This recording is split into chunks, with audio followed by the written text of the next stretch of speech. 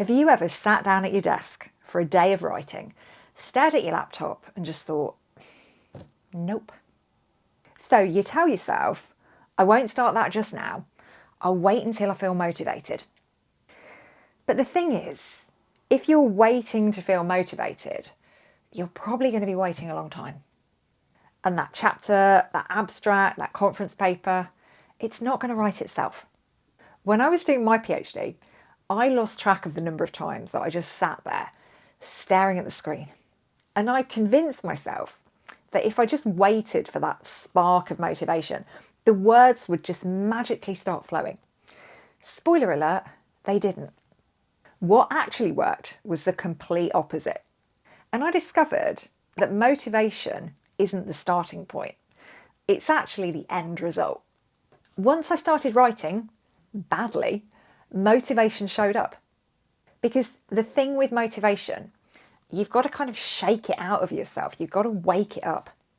So if you're struggling with motivation right now, you are not broken, you are not lazy, you're just normal, okay? Every PhD student wrestles with this. And the good news is there are ways to move forward and get writing, even when that is literally the last thing you feel like doing. Today, I want to give you 3 strategies to get you unstuck. Let's go. Here's the problem with motivation. It's fickle, it's flaky, it might come, it might not. It's kind of like waiting for the British sunshine, okay? It might turn up and it might be lovely, but you can't plan your day around it. You've got to just assume that motivation is not going to come, okay? It's not going to turn up. You have to imagine that motivation is your most unreliable, flakiest friend. The one who always cancels a day before, an hour before.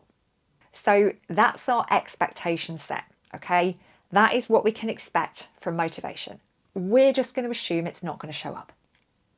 And with that in mind, we also need to accept that doing a PhD is basically several years of writing when you don't feel like writing. And when you understand that, when you accept it, writing actually becomes much easier. Once we've accepted that, once we've got that straight, we can turn our attention to what we can rely on. And what we can do, what we can depend on, are things like routine and habits. Small, repeatable actions that don't require you to feel like doing them. So instead of asking, do I feel motivated today?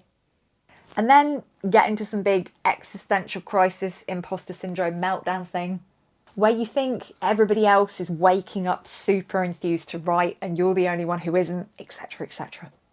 Instead of doing all that, try asking yourself, when am I going to write today? Pick a small, realistic block of time and stick to it.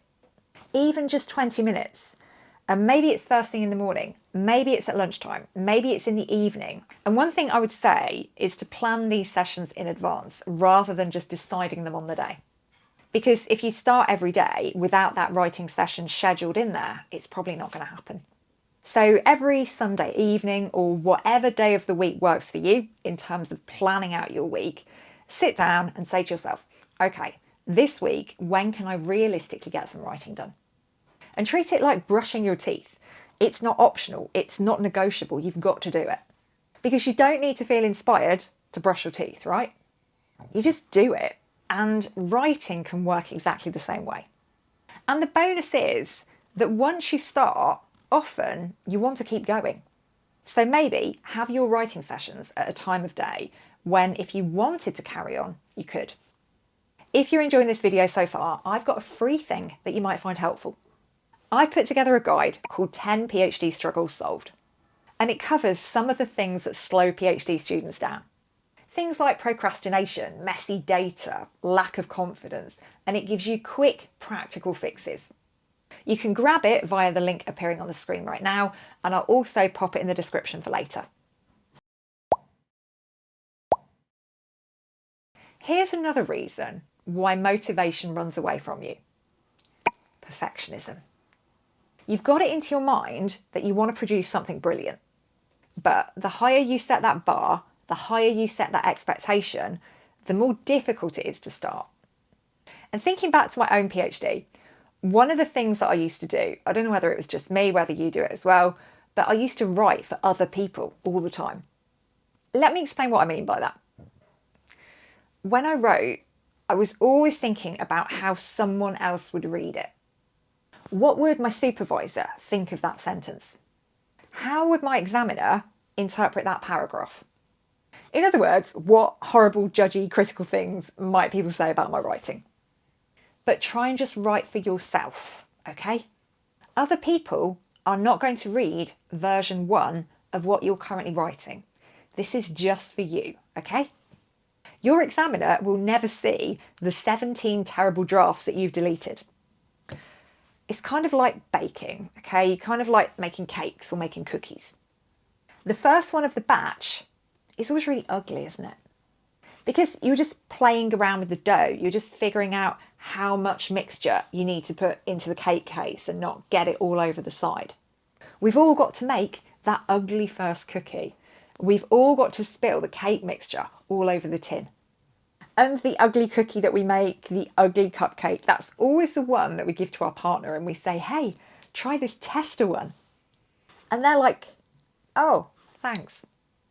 And in the same way that you've got to make the ugly cookie to get to the pretty cookies, you've got to make that scrappy first draft in order to get to the polished version.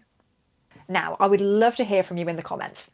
What is your go-to strategy when you don't feel like writing? Do you just get your head down and power on through it? Do you use timers or co-writing, or do you end up just cleaning the kitchen instead? Share your experiences down in the comments, because I can guarantee you are not the only one doing what you're doing. That blank page is intimidating, and that cursor is just kind of judging you, isn't it? Sat there blinking away. One way to beat it: don't start from zero. Use prompts, use sentence starters, use sentence templates. I love sentence templates. I think they're a great way to start. And I'll pop some on the screen for you right now, so feel free to take a screenshot of these.